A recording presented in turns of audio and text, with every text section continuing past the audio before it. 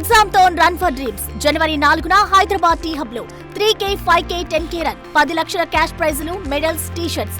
ఇప్పుడే రిజిస్టర్ అవ్వండి.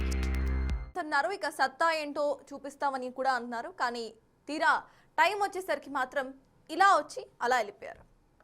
ఇప్పటి వరకు మనం ఎవరి గురించి మాట్లాడుకుంటున్నాం అనేది మీ అందరికీ చాలా బాగా తెలిసిపోయి ఉంటుంది. అండ్ పక్కన ప్లే కూడా అవుతోంది మాజీ సీఎం కేసీఆర్ గురించి.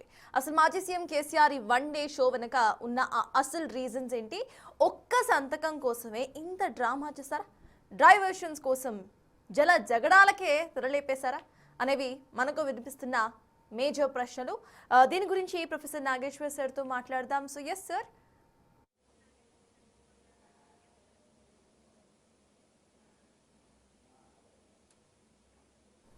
హలో సార్, ఆడియో ఓకేనా సార్?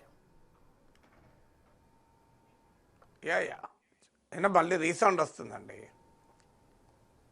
నేను స్టార్టింగ్లోనే చెప్పాను రీసౌండ్ వస్తుందని. హలో ఓకే సార్, ఇప్పుడు తగ్గించారు, ఒకసారి చూడండి. సో ఫస్ట్ టాపిక్ ఇటు కేసీఆర్ గురించి మాట్లాడుకుంటున్నాం సార్. రీసెంట్ గా ఆయన జస్ట్ అలా వచ్చి ఇలా వెళ్ళిపోవడాన్ని మనం చూసాం. జస్ట్ సంతకం పెట్టి వెళ్ళిపోయారు.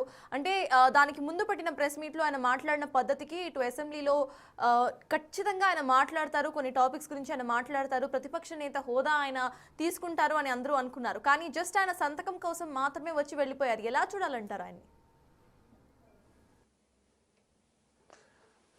అంటే సంతకం కోసమే వచ్చి వెళ్ళారంటే దానికి రీజన్ ఏంటి అంటే అసెంబ్లీ రూల్స్ ప్రకారం ఒక పీరియడ్ వరకు రాకపోతే డిస్క్వాలిఫై అవుతారు. అందుకే సభను బహిష్కరించాలనుకునే వాళ్ళకు కూడా అడపాదడపా వచ్చి పోవాల్సిందే.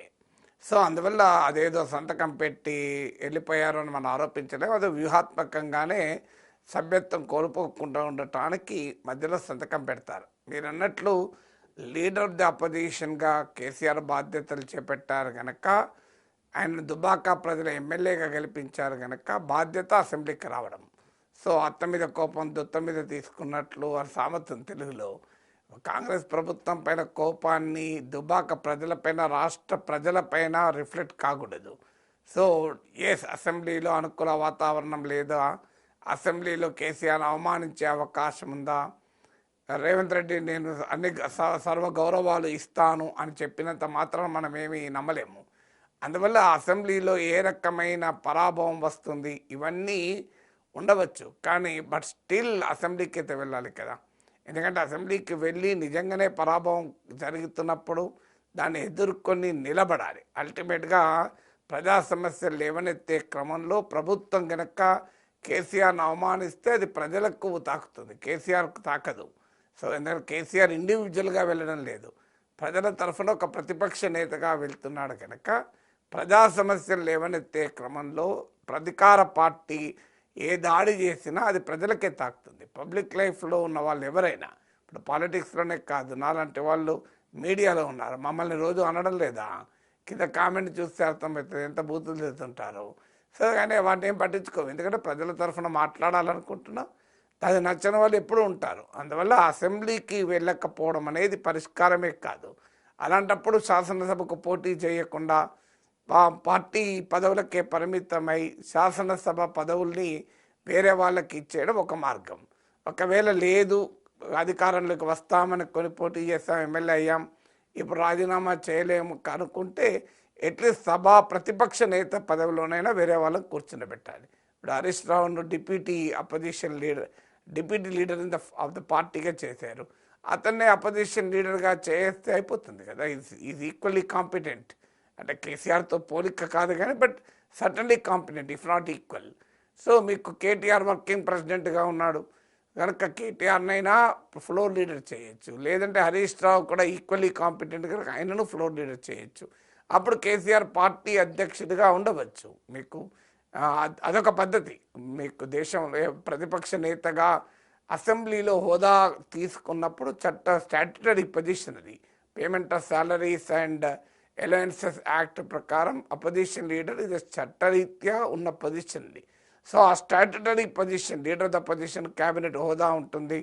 లీడర్ ఆఫ్ ద పొజిషన్ ఒక పార్లమెంటరీ డెమోక్రసీలో ఒక ప్రత్యేకమైన హోదా ఉంటుంది. ఇది shadow chief minister, British west minister model మనం అనుసరిస్తున్నాం కనుక opposition leader is considered a shadow prime minister, shadow chief minister.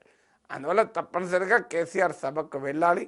సభలో అవమానాలు ఎదురవుతాయి అనుకుంటే దాన్ని ఎదుర్కొనే పద్ధతి ఉంటుంది. ఎందుకంటే కేసీఆర్ ముఖ్యమంత్రిగా ఉన్నప్పుడు కూడా ప్రతిపక్ష నేతల్ని గౌరవించిన సాంప్రదాయం ఏమీ లేదు కదా, ప్రతిపక్ష పార్టీలు స్పేర్ చేసిన సాంప్రదాయం కూడా ఏం లేదు కదా.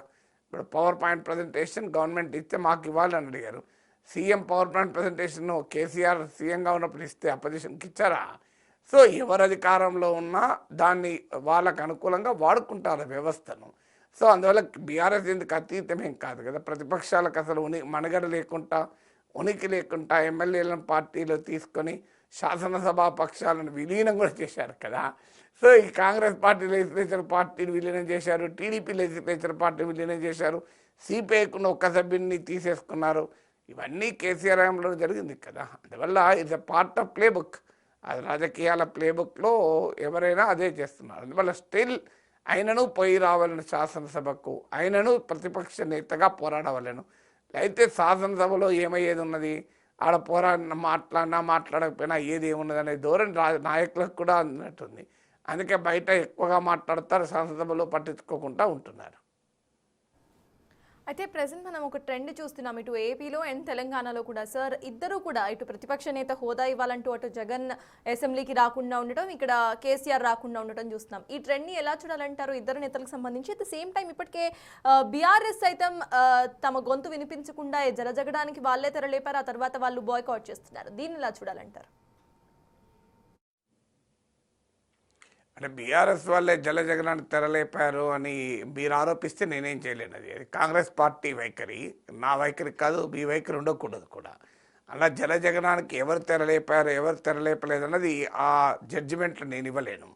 కానీ అక్కడ జగన్కు కేసీఆర్ కూడా ఒక తేడా ఉంది. జగనేమో మీకు ప్రతిపక్ష నేత హోదా ఇవ్వడం లేదని నిరసనగా సభకు వెళ్ళడం లేదు.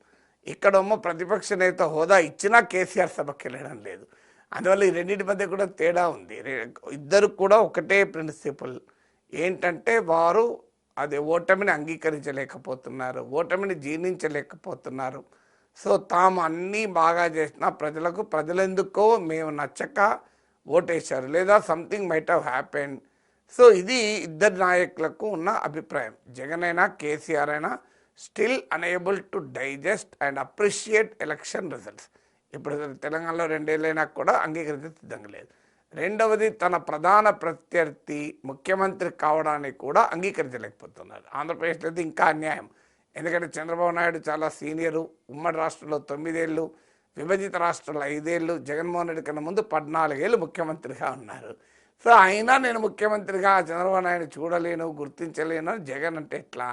ఇక కేసీఆర్ అయితే అసలు రేవంత్ రెడ్డిని ముఖ్యమంత్రిగా చూడడం అసలు భరించలేకపోతున్నారు. అది రెండవ క్వశ్చన్. ఎందుకంటే ముఖ్యమంత్రిగా రేవంత్ రెడ్డి ఆ సీట్లో కూర్చుంటే కేసీఆర్ ప్రతిపక్ష నేతగా కూర్చోవడాన్ని ఊహించలేకపోతున్నాడు. అఫ్కోర్స్ ఇటీవల రేవంత్ రెడ్డి వచ్చి కరచాలనం చేస్తే లేచి నిలబడ్డాడు. అప్పుడు నేను కేసీఆర్ సంస్కారాన్ని కూడా ప్రశంసించాను. సో తనకన్నా రాజకీయాల్లో జూనియర్ అయినా ప్రజలిచ్చిన ముఖ్యమంత్రి పదవిని గౌరవించి ముఖ్యమంత్రి తన దగ్గరకు వచ్చినప్పుడు లేచి నిలబడి అభివాదం చేశారు. ముఖ్యమంత్రి కూడా హుందాతనాన్ని ప్రదర్శించి ప్రధాన ప్రతిపక్ష నేత దగ్గరికి వెళ్ళి మాట్లాడారు, పరామర్శించారు. అందువల్ల అదొక మంచి సాంప్రదాయం. సో అందువల్ల ఇద్దరు నాయకులకు కూడా ఇక్కడ సమస్య ఏంటంటే తమ రాజకీయ ప్రత్యర్థులు సీనియర్లైనా జూనియర్లైనా ఆ సీట్లో కూర్చోవడాన్ని భరించలేకపోతున్నారు. మూడవది ఏంటంటే తాము ముఖ్యమంత్రిగా ఉన్న సమయంలో చేసిన పనులు తమకే గుర్తొస్తున్నాయి. సో తాము ముఖ్యమంత్రిగా ఉన్నప్పుడు జగన్ అయినా కేసీఆర్ అయినా ప్రతిపక్షాన్ని తృణీకరించారు. మనకు తెలియంది కాదు, ప్రతిపక్షాలను సస్పెండ్లు చేశారు, అఖిలపక్ష మీటింగ్లు పెట్టడానికి కూడా ముందుకు రాలేదు, అసలు ప్రతిపక్షాలను ఉనికినే గుర్తించలేదు ముఖ్యమంత్రి ఉన్నప్పుడు. సో అందుకే అంటారు అధికారం ఎప్పుడూ శాశ్వతం కాదు, కొన్ని మంచి సాంప్రదాయాలను నెలకొల్పితే తర్వాత టైంలో ఉపయోగపడుతుంది. కానీ మంచి సాంప్రదాయాలను నెలకొల్పకపోతే తర్వాత కాలంలో జరుగుతుంది. కోడలు అత్తను బాగా చూసుకోకపోతే ఆ కోడలు అత్తగా మారిన తర్వాత ఆ కోడలు అత్తగా మారిన కోడలను వాళ్ళ కోడలు కూడా అదే అంటుంది, నువ్వు చూసుకున్నావు మీ అత్తను అంటారు. మీ అత్త నువ్వు ఎట్లా చూసుకున్నావు మేము చూడలేదన్నా, పెళ్ళైన మొదట్లో మీ అత్తతో నువ్వు ఎట్లా బిహేవ్ చేస్తున్నావు చూసావు కదా, అందువల్ల నేను కూడా నీతో అలాగే బిహేవ్ చేస్తున్నా అంటారు. సో అదే జరుగుతుంది. అందువల్ల తాము ప్రతిపక్షం పట్ల ఏ వైఖరి అనుసరించామో వాళ్ళకు మర్చిపోలేదు. కేసీఆర్ మర్చిపోలేదు, జగన్ మర్చిపోలేదు. చంద్రబాబు నాయుడును ఆఖరికి వాళ్ళ ఫ్యామిలీని కూడా లాక్కొచ్చి నానా అన్యాయంగా తన పార్టీ సభ్యులు అవమానిస్తుంటే జగన్మోహన్ రెడ్డి ఏమాత్రం మందలించలేదు కదా. సో అందువల్ల అది గుర్తొచ్చినప్పుడు ఏమవుతుంది, Newton's laws of third law of motion, for every action there is an equal and opposite reaction. ఇప్పుడు తాము అధికారంలో లేరు, తాము ప్రతిపక్షంలో కూర్చున్నాయి, ఓడలు బండ్లైనాయి, బండ్లు ఓడలైనాయి, ఇప్పుడు వాళ్ళు ఆటోమేటిక్గా అటాక్ చేస్తారని తెలుసు. అందువల్ల ఇక నాలుగో కారణం ఏంటంటే అసెంబ్లీలో మాట్లాడినా మాట్లాడకపోయినా it doesn't make any difference. ఎందుకంటే పబ్లిక్ డొమైన్లో మీడియా ఉంది, బహిరంగ సభలు ఉన్నాయి, చాలా మార్గాలు ఉన్నాయి ప్రజలకు చేరువేయటానికి. ప్రజలు అసెంబ్లీలో ఏం జరుగుతుందనేది అంత సీరియస్గా తీసుకుంటలేరు. అందువల్ల అసెంబ్లీ ప్రజలు దృష్టిని ఆకర్షించే స్థాయిలో అసెంబ్లీ లేవు. అందువల్ల కూడా ఏమవుతలేండి, దీనికి ఎలక్ట్రల్గా ఏమైనా నష్టమవుతుందా? ఇప్పుడు ప్రజలందరూ సీరియస్గా భావించి అసెంబ్లీకి రానందుకు ఓ నాయకునికి వ్యతిరేకంగా కనుక ప్రజలు భావిస్తే రాయరా నాయకులు పరిగెత్తుకుంటూ వస్తారు. సో అందువల్ల ప్రజలు కూడా సీరియస్గా తీసుకోవడం లేదు, ఎందుకు సమయం వృధా అని. కేసీఆర్ లాంటి వాళ్ళకైతే ఒక అడ్వాంటేజ్ కూడా ఉంది, బలమైనటువంటి పిల్లలు ఉన్నారు, అటు కేటీఆర్ కావచ్చు, ఇటు హరీష్ రావు కావచ్చు, సమర్థవంతంగా శాసనసభలో కేసీఆర్ లేని లోటును తీర్చగలిగే సమర్థులు కూడా ఉన్నారు. అందుకే వచ్చి ఏం చేస్తాం, వచ్చి కాంగ్రెస్ ప్రభుత్వం చేత మాట్లాడిపించుకోవాలి, రేవంత్ రెడ్డి ముందు నిలబడాలి, రేవంత్ రెడ్డితో మాట్లాడిపించుకోవాలి, ఇదంతా ఎందుకు, ప్రశాంతంగా వచ్చిపోతే అలా అర్చి ఇలా పోతే అయిపోతుంది కదా అని అనుకుంటున్నారు. సెకండ్